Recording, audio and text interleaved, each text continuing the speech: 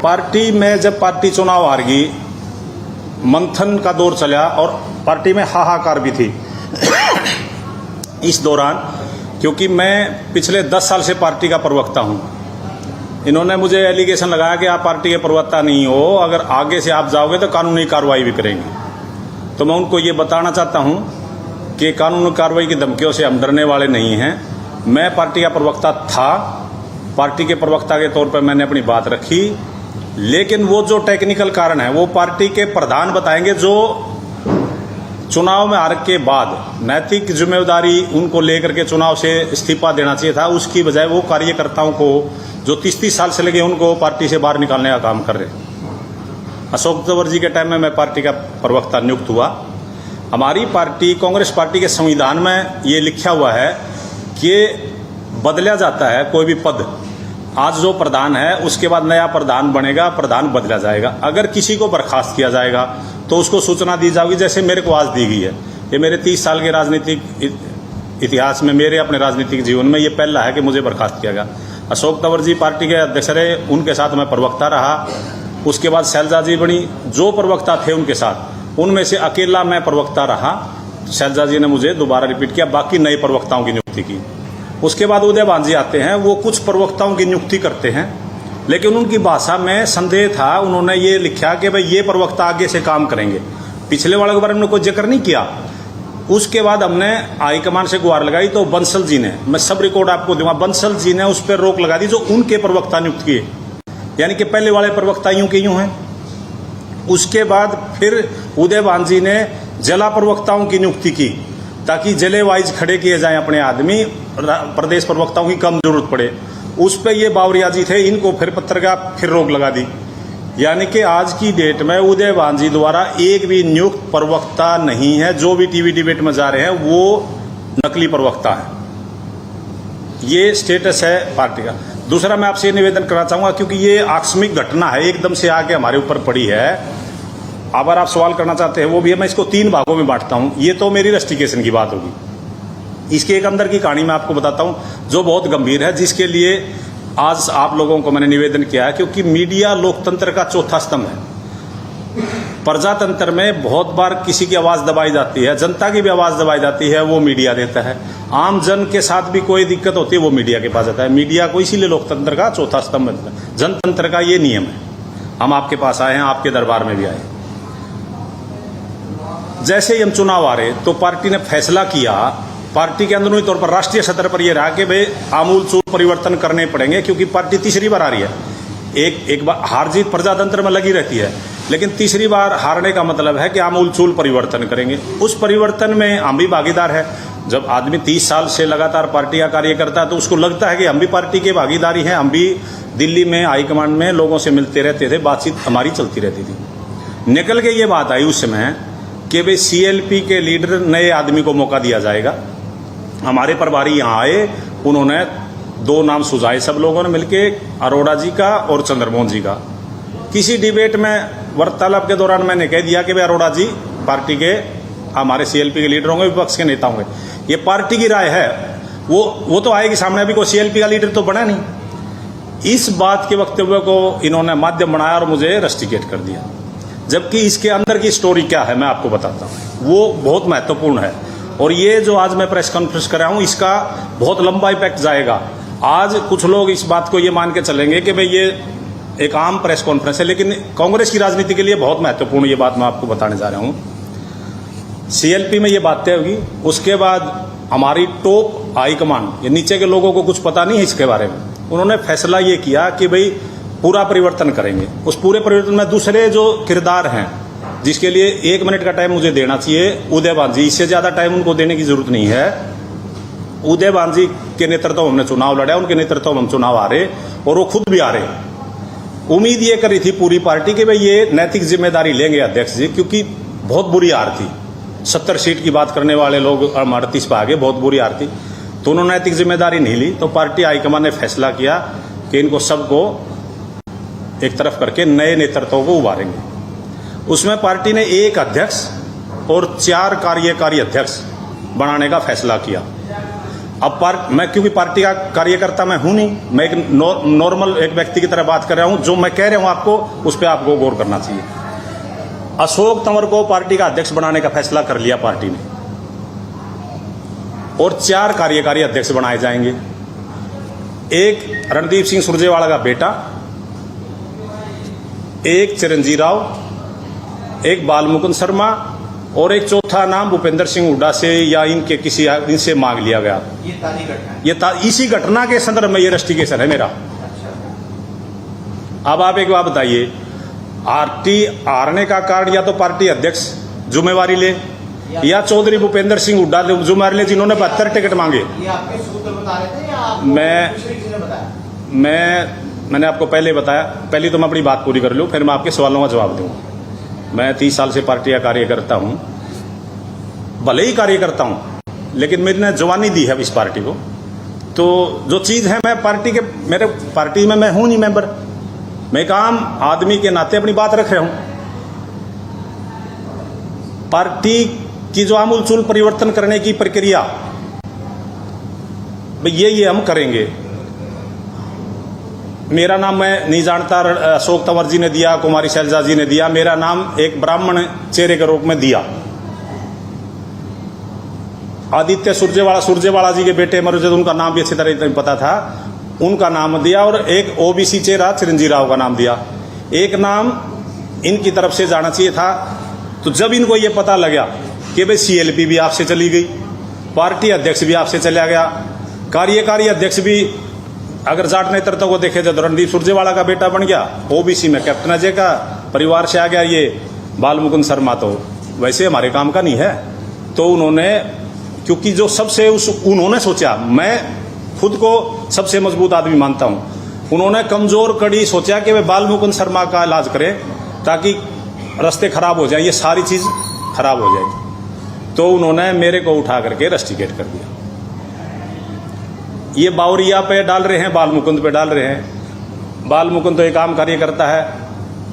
एक मैंने ये बयान दिया है कि अशोक अरोड़ा बनेंगे, मैं उस पर आज भी कायम हूं।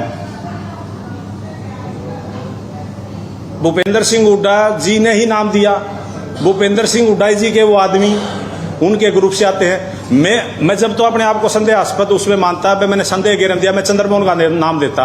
मैंने 20 साल उनके परिवार के साथ राजनीति की है, मैंने तो कोई चंद्रमोहन किसी का नाम नहीं लिया। जो पार्टी की लाइन थी उस पर उनका नाम आया था, मैंने नाम ले दिया। उस अनुशासन में भी अगर ये अनुशासन मानते हैं, मुझे कारण बताओ, नोटिस दे, मैं उनका जवाब दूंगा। फिर हमारी अनुशासन समिति है, अनुशासन समिति फैसला करेगी, जो फैसला करेगी सबको माना जाएगा। जैसे मेरी बर्खास्तगी की है, मैंने तो इस 30 साल के कार्यकाल में बहुत कम ऐसी बर्खास्तगी, जो लोग पार्टी के खिलाफ चुनाव लड़ रहे थे उनके साथ भी प्रक्रिया पूरी की गई है। मेरे लिए प्रक्रिया इसीलिए नहीं किएगी क्योंकि भाई ये कभी 2-3 दिन में इसको घोषित ही कर दे, तो मैं, क्योंकि कानून कार्रवाई की जो धमकी देने वाले लोगों को बताना चाहता हूं, भगवान परशुराम का मैं वंशज हूं और भगवान परशुराम को आराध्य मानता हूं। ना हम डरते हैं ना किसी को डराते हैं। मैं भूपेंद्र सिंह हुड्डा जी से 3-4 सवाल पूछता हूं और इस चुनाव के हार के लिए भी मैं कुछ बात रखना चाहता हूं। आप चौधरी भूपेंद्र सिंह हुड्डा ये बताएं, उन्होंने अपने लोकसभा चुनाव में अपने बच्चे को सेव करने के लिए, अपने लड़के को सेव करने के लिए कांग्रेस की बलि दी। कांग्रेस गुड़गांव से राजबब्बर हरियाणा से बाहर के आदमी को लेकर चुनाव लड़ाया, वहां यादव टिकट देनी चाहिए थी कैप्टन अजय सिंह को। श्रुति चौधरी जो बहुत बड़ा परिवार है, बंसीलाल जी का परिवार, उनकी टिकट काट के वहां राव ध्यान सिंह को दिया। राजबब्बर को इसलिए दिया कि पंजाबियों को टिकट रोहतक में वोट मिल जाए। राव ध्यान सिंह को इसलिए दिया, 2 विधानसभा मेजर हैं वहां जहां यादवों के वोट है, ताकि वो मिल जाए। बुद्धि राजा को करनाल में टिकट दी, बुद्धि राजा करनाल से टिकट मांग ही नहीं रहा था। आप रिकॉर्ड चेक करो कि पंजाबियों को वोट मिल जाए, मेरा बेटा सेफ हो जाए। सोनीपत सीट पे एक ब्राह्मण कैंडिडेट लेके आए हरियाणा से बाहर, हरिद्वार से, ताकि ब्राह्मणों के वोट दीपेंद्र को मिल जाए। अपने बेटे को बनाने के लिए 4 सीटों का बलिदान दे दिया, जबकि वो बेटा ऑलरेडी एमपी था। उसके वो सीट खाली होने के बाद वो सीट गंवानी पड़ी कांग्रेस को, वो सीट भाजपा की झोली में चली गई। इसका जिम्मेवार कौन है? ये मेरे सवाल हैं हुड्डा साहब से। मैं उम्र में वो बड़े हैं और बहुत आदरणीय हैं, पार्टी के वो सर्वे सर्वा हैं आज भी, और मुख्यमंत्री रहे हैं 10 साल तक। मैं उनके सामने उम्र में भी छोटा हूं, कद में भी छोटा हूं, लेकिन प्रजातंत्र की यही खूबी है कोई भी व्यक्ति, जब हमें कांग्रेस पार्टी कार्यकर्ता है तो कार्यकर्ता सवाल करेगा, और मैं एक आम नागरिक के तौर पर भी सवाल करूंगा। मेरा लगाव रहा कांग्रेस में 30 साल। ये बात, पार्टी की टिकटों का आवंटन सब ने देखा, पूरे प्रदेश ने देखा, पूरी दुनिया ने देखा। पार्टी की टिकटों में बालमुकुंद शर्मा को कारण बताओ नोटिस भी नहीं दिया, बर्खास्त कर दिया आपने, कह रहे अनर्गल बयानबाजी करते हो। राहुल जी चाहते थे कि हमारा गठबंधन हो आम आदमी पार्टी के साथ। जयप्रकाश जो मौके का एमपी है, वहां की टिकट अनुराग डांडा मांग रहा था, उस एक टिकट के लिए जयप्रकाश ने गठबंधन नहीं होने दिया। कुमारी शैलजा बहुत वरिष्ठ नेता है, डॉक्टर अजय चौधरी की टिकट डिक्लेयर करके आई थी, जो राष्ट्रीय महासचिव हैं, सबसे बड़ा कद है, नंबर 2 पे आती है खड़गे जी के बाद। वहां पर उन्होंने जस्सी को टिकट दिया जानबूझ करके, उनको नीचा दिखाने के लिए। उस टिकट का इंपैक्ट हुआ, हमारी सरकार नहीं आई। इसके लिए कौन जिम्मेवार है? फैक्ट्स कमेटी, जब हमारे केंद्रीय नेतृत्व आ रहे, हमारे बोस है केंद्रीय नेतृत्व, तो वो जांच करेगा ना। राहुल सिंह जी चाहते थे कि आम आदमी पार्टी से गठबंधन हो। राहुल गांधी चाहते थे गठबंधन हो, राहुल जी, लेकिन गठबंधन नहीं होने उसका कारण था कलायत सीट। जयप्रकाश अपने बेटे को वहां से वो इंग्लिश ये फिल्मों में क्या कहते हैं डेब्यू करना, उनका पदार्पण करना चाहते थे, गठबंधन नहीं होने दिया। आप लार्ज स्केल पर पर्सपेक्टिव में इंपैक्ट देखिए उसका। अब दिल्ली में भी वो हमें सीट नहीं देंगे, दिल्ली में वो बड़े भाई की भूमिका में थे, आज उन्हें हम 5 सीट देते, कल वो 10-15 देते, तो इंडिया ब्लॉक मजबूत होता, नहीं होने दिया। मैं एक और बहुत मेजर सवाल है, सीटिंग गेटिंग का फार्मूला लागू हुआ, हाईकमान ने कहा कि भाई सीटिंग गेटिंग नहीं, आपने सर्वे कराया, सर्वे के आधार पर 90 के 90 हल्कों से लोगों से पैसे लिए गए, पैसे इकट्ठे किए गए कि भाई आप सबको टिकट देंगे। जब अगर यही था कि भाई सीटिंग गेटिंग को देना, तो 30 हल्कों में तो टिकट के लिए आवेदन मांगना ही नहीं चाहिए था ना। क्यों आदमी अपने रोजी रोटी पेट काट करके वहां जाकर के 20-20 हजार रुपये जमा करा रहा है, वहां नहीं मांगने चाहिए थे। जब सब लोग पैसे के लिए देते, टिकट मांगते हैं, वहां खड़े हैं लोग 10-10 दिन, 15-15 दिन, उसके बाद कहते हैं नहीं सीटिंग गेटिंग को हम देंगे। वो क्यों देंगे? चौधरी भूपेंद्र सिंह हुड्डा के ज्यादा विधायक थे, अगर कटती तो उनके ज्यादा विधायकों की। पार्टी के इतिहास में या जो हम सुनते हैं हमारे बुजुर्गों से, पहली बार ऐसा चुनाव देखा कि सब लग रहे कि ना कम करो टिकट, ज्यादा आ गई तो मुख्यमंत्री कोई और बनेगा। मतलब घटाने के लिए वो 10-15 इन्होंने खुद घटा ली, 10-15 जनता ने घटा दी। आज हालात ये है। जो बावरिया जी के बारे में कहते हैं कि बावरिया जी ने संगठन नहीं बनाया, जो श्रीमान जी बावरिया जी के बारे में बयान दे रहे हैं, उनकी नियुक्ति किसकी कलम से हुई अगर फिर देखा जाए तो बावरिया जी ने, तो प्रभारी ने जब शैलजा जी को रातों रात बदल दिया आपने, उदयभान जी को बना दिया। उदयभान जी का क्या योगदान था? उदयभान जी का बाद में क्या योगदान है? तो ये मेरे केवल सवाल हैं। मैं इसलिए प्रजातंत्रता की मजबूत रहे, मेरी बलि ले ली इन्होंने, मेरी राजनीतिक हत्या है। एक व्यक्ति, आप लोग, कोई दूसरा व्यक्ति सोचेगा आप क्योंकि प्रजातंत्र के प्रहरी हो कि एक आदमी किसी पार्टी को 30 साल देता है, उसको आप 30 मिनट भी नहीं लगाते, आप उसको कारण बताओ नोटिस भी नहीं देते। अगर मान भी लिया जाए किसी से गलती हो जाती है, तो अपने परिवार के बच्चे से गलती होगी तो बड़े बुजुर्गों का क्या काम है? उसको आप समझाओगे या आप उसको मतलब ऐसे घर से निकाल दोगे? इसका मतलब होता आप बेरहम आदमी हो। कितने लोगों की राजनीतिक हत्या कर दी आपने।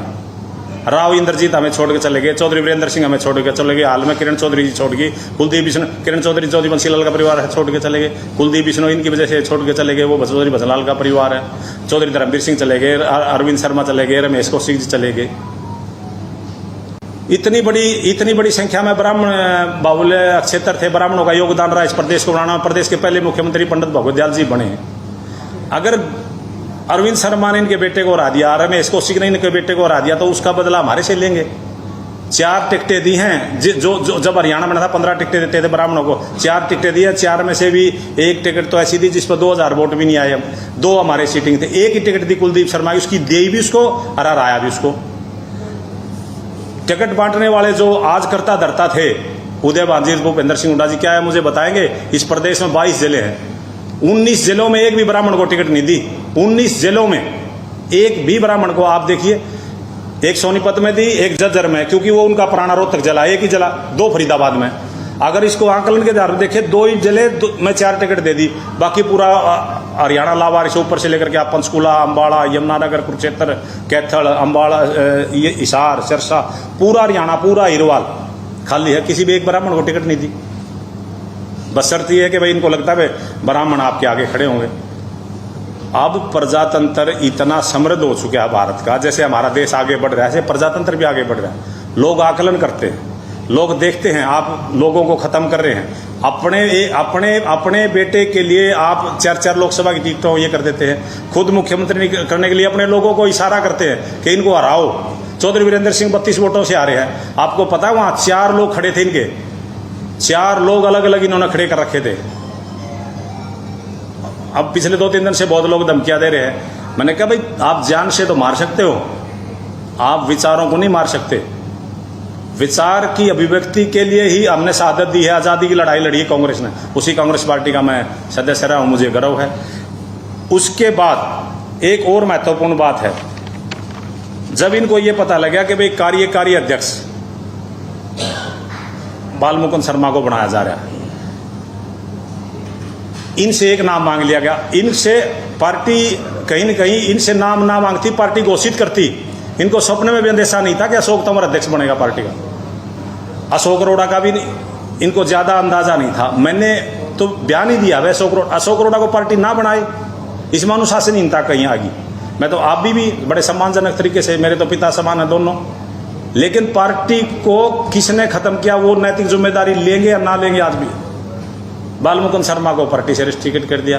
बालमुकुंद शर्मा ने अगर कोई गलती कर भी दी होती तो उसको बुला करके समझाना चाहिए था, कारण बताओ नोटिस देना चाहिए था अनुशासन समिति में। तो ये आखिरी कील साबित होने वाली बात है। और मैं ये कहता हूँ, मेरी बद्दुआं लगेंगी इनको, भूपेंद्र सिंह हुड्डा जी को और उदय भान जी को। आज के बाद पंचायत मेंबर नहीं बनेंगे जिंदगी में, लिख लेना आप। मैं ये आपके सामने कहता हूँ। और बिल्कुल ऐसा ब्राह्मण हूँ जो बिल्कुल शुद्ध रूप से सुबह शाम पूजा करते हैं भगवान की, और कोई एल बैल नहीं, कोई छल कपट नहीं। 30 साल ऐसे निकाल दी इस पार्टी में। बीच में 1-1.5 साल भी पार्टी छोड़ी हमने, वो हुड्डा साहब के कारण छोड़ी। तो ये मैं कहना चाहता था और आपसे मैं निवेदन करता हूँ, ये हमारी लड़ाई लंबी चलेगी। इस लड़ाई में आपका हमें, क्योंकि मीडिया लोकतंत्र का चौथा स्तंभ है, तो आपकी हमें मदद की जरूरत है। इस पार्टी का अगर आज बंटाधार किया है शरफ और शरफ चौधरी भूपेंद्र सिंह हुड्डा उनके जिम्मेवार हैं, उनको जिम्मेवारी लेनी चाहिए। वो अभी भी पार्टी को धमका रहे हैं और पार्टी के सारे नेता चुप नील बटा सन्नाटा हैं। एक अकेला बालमुकुंद शर्मा बोलने वाला मिला इनको, उसको इन्होंने बर्खास्त कर दिया। तो हाँ जी,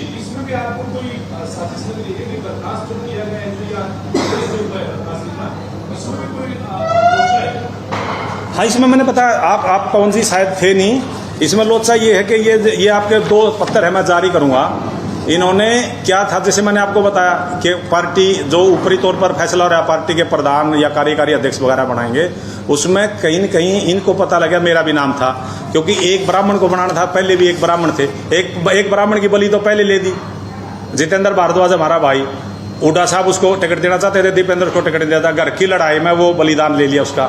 उनके बाद वो कोप भवन में बेचारे दिखाई नहीं देते, तो दूसरा मेरी बलि ले ली। ब्राह्मणों के पीछे पड़े हुए हैं।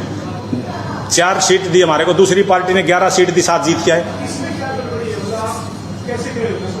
हाँ इसमें मैं आपको पास भेज देता हूँ, आप किसी साथी से मैं निवेदन करूँगा। यहाँ टेक्निकल इसमें ये जी, जो पहले दिन मेरे को आप लोगों के माध्यम से, मीडिया के माध्यम से फिर मेरे मोबाइल पर संदेश आया, ये उदय भान जी का, इस पे लिखा बालमुकुंद जींद और ये दस्तक साइन थे उदय भान जी के। तो मुझे ये महसूस आया ये उदय भान जी के साइन हैं नहीं, अभी भी मैं कह रहा हूँ। तो मैंने उनसे ओरिजिनल कॉपी मांगी, तो उन्होंने मुझे ओरिजिनल कॉपी मुहैया नहीं कराई। उसके बाद ये कि जैसे आप तो बड़े पत्रकार हो, एक प्रिंटेड पड़े नहीं होते हैं दफ्तरों में, प्रिंटेड चीज़ें होती है, जैसे हम घोषणा करते हैं कुछ भी करते हैं, वैसे आमतौर पर जर्नल रूटीन में पंपलेट बांट देते हैं। वो एक पंपलेट छपा हुआ पर्चा मेरे को दिया इन्होंने, पंपलेट छपा हुआ। तो साइन इस पे भी नहीं है, साइन इस पे भी नहीं है। तो मेरे को नहीं पता, मैं बर्खास्त तो नहीं हूँ। ये पार्टी ने मेल आई है मेरे पास, जो मेल मेरे पास एक दिन बाद आती है। एक दिन पहले जो आप लोगों को जारी हुआ है, ये मीडिया में भी उन्होंने दिया, इस पे उदय भान जी के साइन नहीं है, ये जांच का विषय है। दूसरा तो अपने आप ही इसको मैं कंडम इसलिए करता हूँ, ये जो न सत्य जैसे एक प्रिंटेड होता है हमारे पास परफॉर्मा पड़ा था, उस परफॉर्मा में लिख के और ये पार्टी का नंबर भेज दे। लेकिन मैं तो चलो इसको फिर भी जो है ना सिर माथे मानता हूँ, मैं इन्होंने बर्खास्त किया हूँ, मैं एक आम आदमी हूँ और उसके तरीके से मैं काम कर रहा हूँ और मैंने अपनी भावना व्यक्त की है, मैंने कुछ सवाल किए हैं, मैं किसी पर कोई आरोप नहीं लगाता। मेरी पार्टी राष्ट्रीय नेतृत्व, क्योंकि मैं कुछ पदों पर अपने बारे में बताना चाहता हूं, मैं यूथ कांग्रेस का महासचिव रहा हूं। आज जो इन्होंने एक लाइन लिखी वो भी पढ़ी होगी, प्रवक्ता नहीं है, कोई और पद भी नहीं है। मैं आपको बताना चाहता हूं एक और बहुत बड़ा मेरे पास जिम्मेवारी थी, मैं प्रचार प्रसार प्रकोष्ठ का चेयरमैन भी हूं हरियाणा प्रदेश का। इन्होंने उसका जिक्र नहीं किया, इन्होंने गोपनीय रखा चीजों के, भाई ज्यादा वो ना बने कि भाई इतना बड़ा पद था ये था। मैं प्रचार प्रसार प्रकोष्ठ का भी चेयरमैन हूं हरियाणा का, उस समय था, वो इन्होंने जिक्र नहीं किया। और कोऑर्डिनेटर रहा उत्तर प्रदेश यूथ कांग्रेस में, मेरे पास चित्रकूट मंडल था, राहुल जी के साथ मैंने काम किया, अशोक तंवर जी के साथ जब हम पूरे हरियाणा में भ्रमण कर रहे थे, जमीन पर काम कर रहे थे, जिसकी बदौलत ये 31 सीटें आई थी, वो पूरा कार्यकाल अशोक तंवर का कार्यकाल था, मैं आपको बताना चाहता हूँ। और आप तो पवन जी या जितने मेरे साथी जाते हैं सारे वरिष्ठ पत्रकार, आप देख रहे थे किस तरीके से साइकिल यात्रा करी, पैदल यात्रा करी, तो वो 31 सीटों में से 30 में योगदान जरूर अशोक तंवर का था।